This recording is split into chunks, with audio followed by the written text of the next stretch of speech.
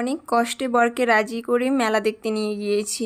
প্রত্যেক বছর তো হয় না, এবছর দুদিন আমরা ঠাকুর দেখতে পেয়েছি। আনন্দ যে হচ্ছিল তোমাদের কি বলবো। এখানকার প্যান্ডেলটা এত সুন্দর, পুরো পাট দিয়ে তৈরি হয়েছে, প্রতিমা থেকে সব কিছু পাটের তৈরি।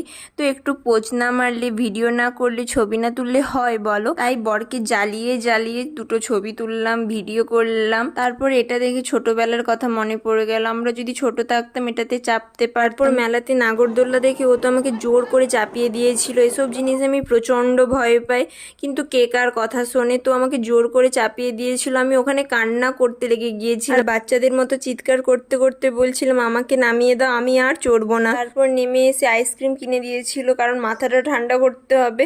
মাথাটা তো আমার ঠান্ডা হয়ে গিয়েছে, কিন্তু ওর ওপর আমার রাগ একটুও কমেনি। তারপর বাড়ির কিছু প্রয়োজনীয় জিনিস কিনেছিলাম, তারপর হাওয়াই মিঠাই খেয়ে বাড়ি চলে আসলাম। ভিডিওটা ভালো লাগলে লাইক, শেয়ার অ্যান্ড সাবস্ক্রাইব করতে একদম ভুলবেন না। থ্যাংকস।